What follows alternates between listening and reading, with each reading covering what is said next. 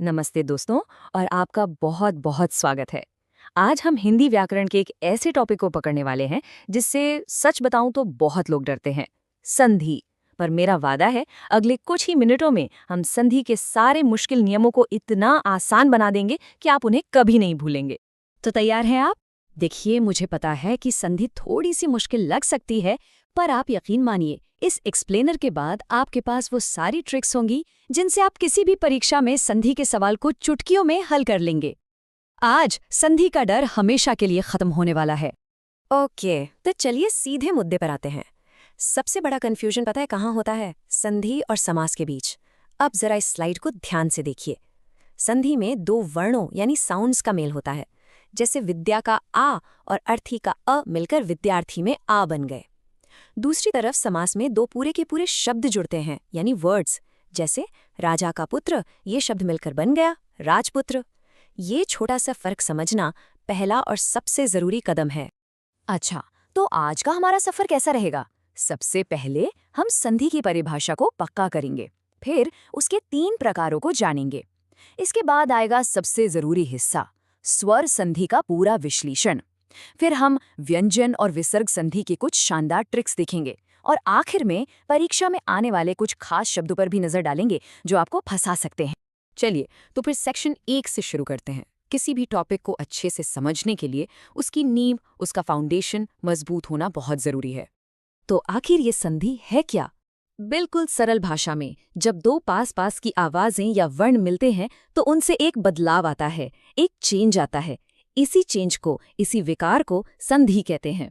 और हाँ, जब हम इन जुड़े हुए शब्दों को वापस उनके असली रूप में तोड़ते हैं तो उसे संधि विच्छेद कहते हैं।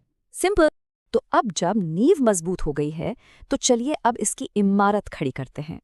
अब हम देखेंगे संधि के 3 मुख्य प्रकार जो इस पूरे टॉपिक का एक तरह से ब्लूप्रिंट हैं। संधि के कुल 3 भेद होते हैं। पहली है स्वर संधि, फिर व्यंजन संधि और आखिर में विसर्ग संधि। एक बात जान लीजिए, परीक्षा में सबसे ज्यादा सवाल स्वर संधि से ही आते हैं, इसलिए हम उस पर सबसे ज्यादा ध्यान देंगे। पर चिंता मत कीजिए, बाकी दोनों की भी सबसे आसान ट्रिक्स मैं आपको जरूर बताऊंगा।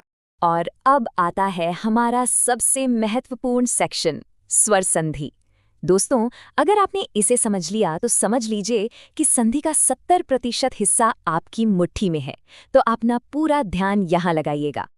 अब देखिए, स्वर संधि के भी 5 बच्चे हैं, या कह सकते हैं 5 प्रकार हैं। दीर्घ, गुण, वृद्धि, यण और अयादि।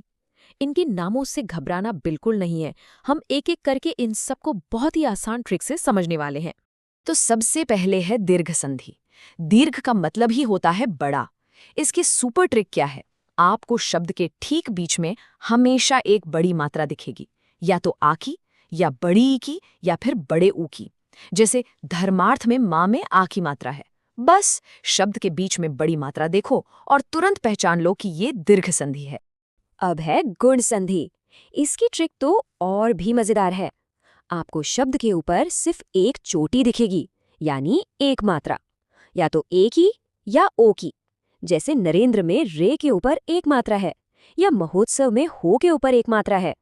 बस एक मात्रा मतलब गुण संधि, है ना आसान? अच्छा, अगर गुण संधि में एक मात्रा थी तो वृद्धि संधि में क्या होगा? देखिए, वृद्धि का मतलब होता है बढ़ना, तो यहाँ एक मात्रा बढ़कर 2 हो जाती हैं। जी हाँ, इसकी पहचान है शब्द के ऊपर 2 मात्राएं, ए की ए या औ की औ। जैसे एकैक में कै के ऊपर 2 मात्राएं हैं। तो याद रखिए, एक मात्रा मतलब गुण और 2 मात्राएं मतलब वृद्धि। अब आती है यण संधि, और इसकी ट्रिक तो अचूक है, मतलब 99% काम करती है। आपको शब्द में य, व या र से ठीक पहले कोई ना कोई आधा अक्षर जरूर मिलेगा। जैसे अत्यधिक में य से पहले आधा त है, या स्वागत में व से पहले आधा स है। जैसे ही आधा अक्षर दिखा, समझ जाइए कि वो यण संधि है। और स्वर संधि की आखिरी कड़ी है अयादि संधि। इसकी पहचान आवाज से होती है। जब आप शब्द को बोलेंगे तो उसमें अय, आय, अव या आव जैसी ध्वनि आएगी। जैसे नयन बोलकर देखिए, अय की ध्वनि है, पावक में आव की ध्वनि है। और एक छोटी सी पहचान और है, ये शब्द ज्यादातर 3 अक्षर के होते हैं और इनमें कोई आधा अक्षर नहीं होता। वाह, स्वर संधि तो हमने पूरी कर ली। अब चलिए तेजी से व्यंजन और विसर्ग संधि की कुछ धमाकेदार ट्रिक्स देखते हैं जो सीधे आपके एग्जाम में काम आएंगी। देखिए, व्यंजन संधि में नियम तो बहुत सारे हैं, पर हम सिर्फ उन पर फोकस करेंगे जो सबसे ज्यादा पूछे जाते हैं। पहला नियम है 1 का 3, जहां किसी भी वर्ग का पहला अक्षर तीसरे में बदल जाता है, जैसे क का ग हो गया दिग्गज में। दूसरा है 1 का 5, जहां पहला अक्षर 5वें में बदलता है, जैसे उत्प्लसनति में त का न हो गया। इसके अलावा त और म से जुड़े नियम भी बहुत जरूरी हैं, जैसा आप स्लाइड पर देख सकते हैं। और अब विसर्ग संधि। इसकी पहचान सबसे आसान है क्योंकि आपको विच्छेद में ये 2 बिंदियां यानी विसर्ग जरूर दिखेंगी। इसके मुख्य बदलाव देखिए।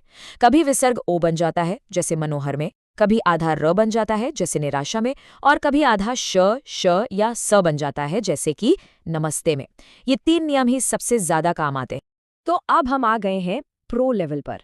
हमने नियम और ट्रिक्स तो सीख लिए, लेकिन एग्जामिनर कभी-कभी आपको अपवाद यानी एक्सेप्शंस देकर फंसाने की कोशिश करता है। चलिए देखते हैं कि इनसे कैसे बचना है। ये कुछ ऐसे शब्द हैं जिन पर हमारी ट्रिक्स या नियम सीधे सीधे काम नहीं करते। इन्हें आपको सीधे याद रखना होगा, रटना होगा। जैसे अक्षौहिणी और प्रौढ़ में दिखने में तो गुण संधि लगती है पर होती वृद्धि संधि है। रामायण में न का ण हो जाता है। इन शब्दों को कहीं नोट कर लीजिए क्योंकि ये अक्सर परीक्षाओं में पूछे जाते हैं। चलिए, जाने से पहले एक बार बिजली की रफ्तार से स्वर संधि की सभी ट्रिक्स को रिवाइज करते हैं।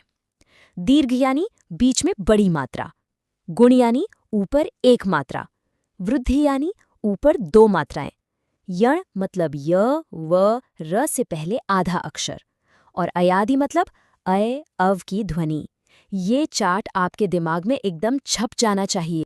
तो इस पूरे विश्लेषण के बाद अब आप मुझे बताइए, क्या अब आप संधि के किसी भी सवाल का सामना करने के लिए पूरी तरह से तैयार महसूस कर रहे हैं? मुझे तो पूरा यकीन है कि आपका जवाब हाँ ही होगा। अगर आपको इसी तरह मुश्किल व्याकरण के टॉपिक्स को आसान ट्रिक्स से समझना पसंद है, तो हमारे चैनल को सब्सक्राइब करना बिल्कुल ना भूलें। आज हमारे साथ जुड़ने के लिए आपका बहुत बहुत धन्यवाद।